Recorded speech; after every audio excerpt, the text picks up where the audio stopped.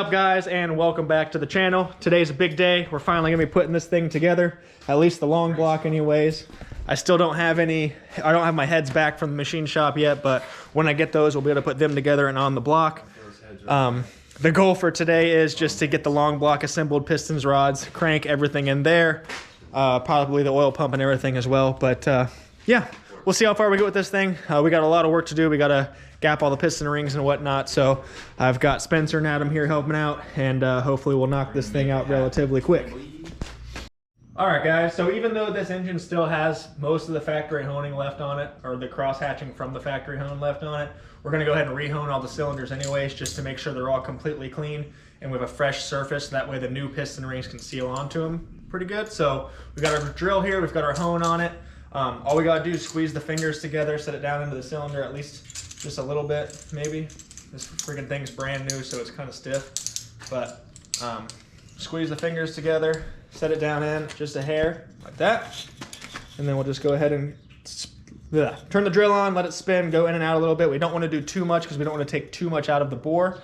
And then we're gonna hit all 6 cylinders. And then we're going to flip it over and we can start putting the crank in and then getting the pistons and rods and everything in set. So we'll go ahead and get started.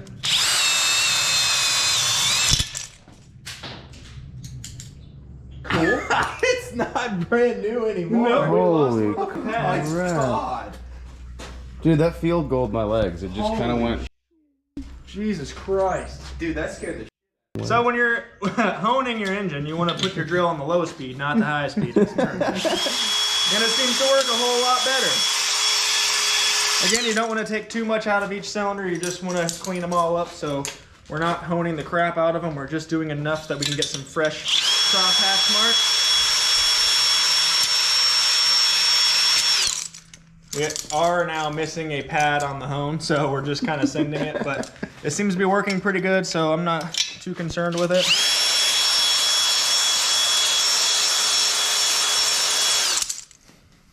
Boom.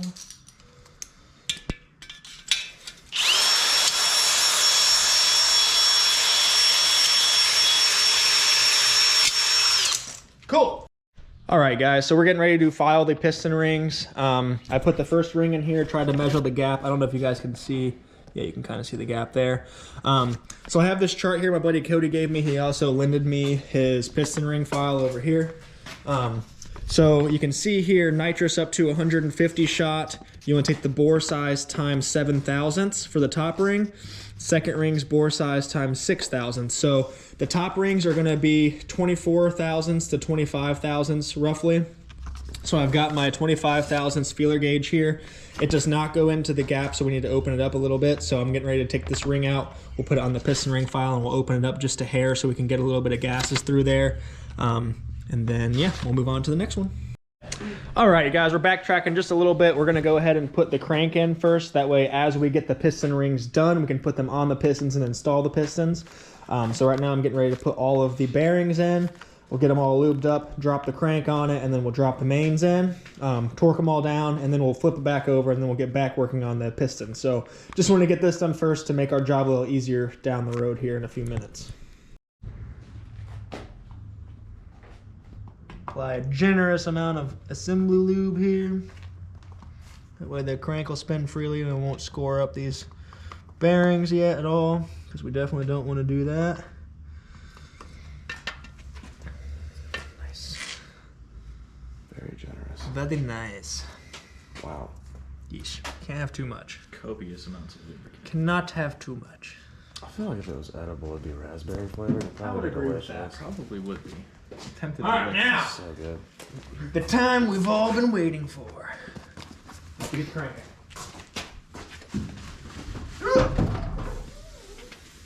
So if you guys remember, this is a 3.5 liter crank, so this is going to stroke the engine out to about 3.4 liters. So it's going from a J32 to technically a J34 with this nice new crank.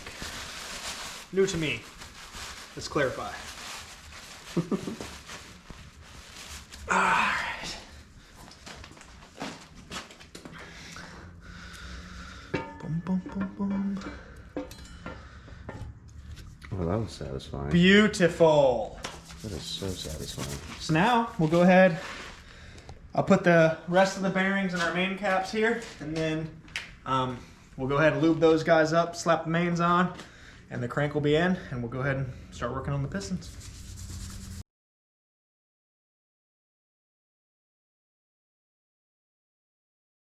All right, guys, the crank's all in. The main caps are all torqued down. I did remember to put the thrust washers in this time, so we don't have to worry about taking it all back apart.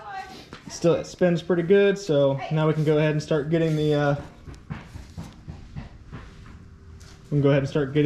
pistons in. So we'll go ahead and continue working on the rings and get everything put together here. All right, guys, unfortunately, I do not have snap ring pliers, and we were trying to get the snap rings in so we can put the wrist pins in the pistons so we could start putting them in the block. But it is just too much of a hassle to do by hand. So we're gonna run to the store real quick and get some snap ring pliers for these guys, and then we'll get back and get resumed on this thing and hopefully finish getting it all together. All right, guys, we are back with some snap ring pliers. Adam is working on losing the first snap ring as we speak. I don't know. I'm not going to be the one to actually lose them. So you All right, we'll see how this goes. All right, guys. So we got the first piston in. Everything's good to go there. It's a little wonky, torquing down the rod bolts. I don't know why we ended up. Where's that one at? Look at this. Right there. Ended up about snapping that one off. I think my torque wrench wasn't clicking at 40 foot-pounds. Luckily, I had all spare rod bolts laying around, so I put 2 new ones in there. Got them torqued down. So we're just gonna put new ones in all of the rods. All right. So I'm gonna put all new rod bolts in as we go, because like I said, that one was a little wonky going in. So now we're gonna go ahead and start working on the piston rings for the next cylinder, which we're gonna do here, cylinder number 3.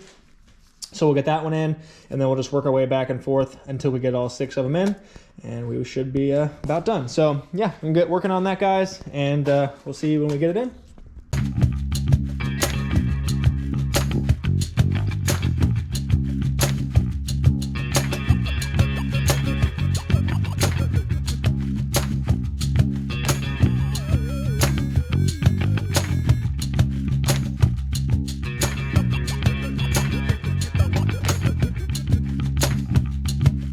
All right, guys, so we ran into a small problem.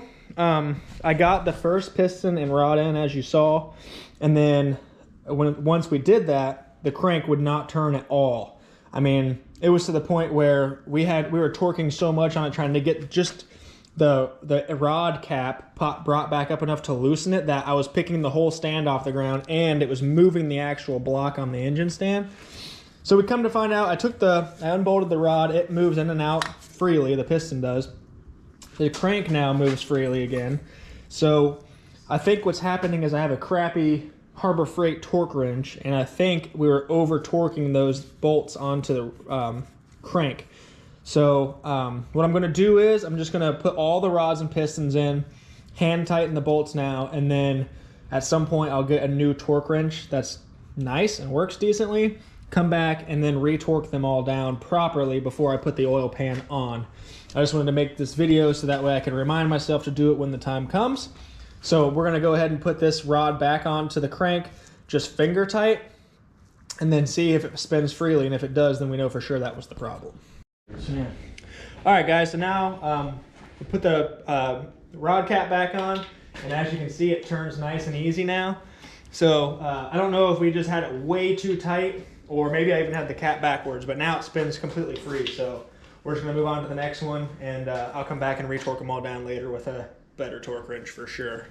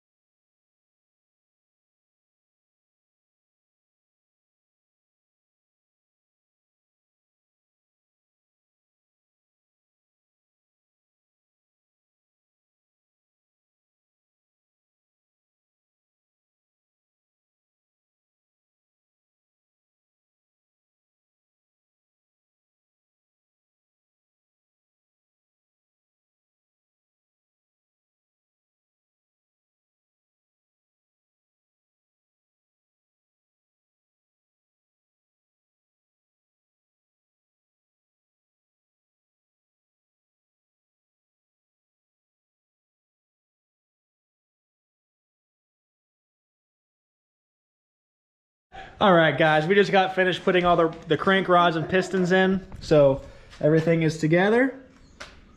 And we're ready to make some power almost. And yeah, so like I said, I still have to torque down the rod bolts. And I probably should re-torque the main caps also because I really don't trust my cheap torque wrench. So I'm gonna go find a nice new one somewhere, re-torque everything, and then we can go ahead and put the oil pump, the oil pan, everything together. And then once I get my heads back from the shop, I can slap the heads on there. And yeah, this thing will be ready to make some horsepower. So I cannot be more excited about how quickly this thing went together. Relatively easily. We didn't really run into too many problems. All of the pistons went right in. And last time I put it together, I had all kinds of problems with the piston ring compressor and the rings popping out, and it was just a mess. But this time it went really smooth. This thing is just, I mean, it turns over so nice and easy. I mean, we're about ready to make some power. I cannot wait for this. I'm back out here in the shop. Back out here with my block. I went today and picked up a digital torque wrench from my buddy Dalton. So he hooked me up with his nice snap-on 3/8 drive torque wrench so I can go through and check my specs because like I said, I do not trust the torque wrench that I was using. So we're gonna go ahead and recheck all those. But not only did he give me that, check this out. This dude gave me all OEM Honda fluids for my Ridgeline, which is pretty sick.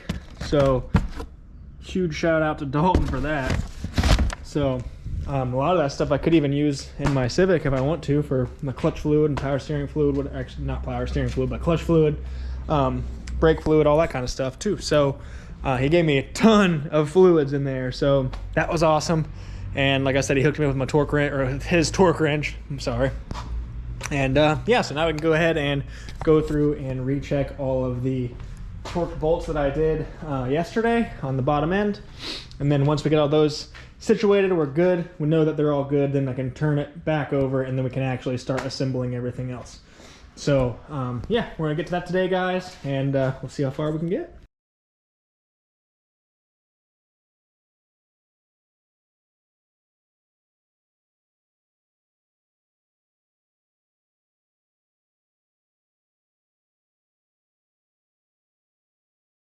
All right, guys. Well, unfortunately, I don't think I'm going to be able to use these rod bolts. I think they've been stretched because now I can't get any of them. Well, these two were the only ones I was able to get to 40 foot-pounds, and that's what my sheet calls for. The rest of them would hit about 37, and then they wouldn't get any tighter, so I didn't push it. So I'm probably going to go ahead and just order some ARP rod bolts, and then once those get here, we'll slap them in this thing, and then we'll be able to continue on. So maybe my torque wrench wasn't even bad. Maybe it wasn't the issue here. The bolts are actually the problem here, and that's why my torque wrench wasn't clicking, because it was never actually making it to 40 foot-pounds. So with that being said, guys, I don't think I'm going to be able to do anything past this, really, because now I got to wait for my connecting rod bolts to come in. So this is going to be the end of this video, guys. So we've made a lot of progress either way. You know, I got the full stroker kit in there. The whole rotating assembly is ready to go, and it rotates pretty good, as you can see. It's just, unfortunately, the rod bolt I don't trust, and I would hate to get this thing together with everything being in as good a shape as it is. I'd hate to get it all together just to throw a rod and window the block. So we're gonna play this on the safe side, guys, and I'm gonna go ahead and order them rod bolts, and we'll get this thing together whenever we can. So without any further ado, guys, thank you guys so much for watching, and we will see you next time.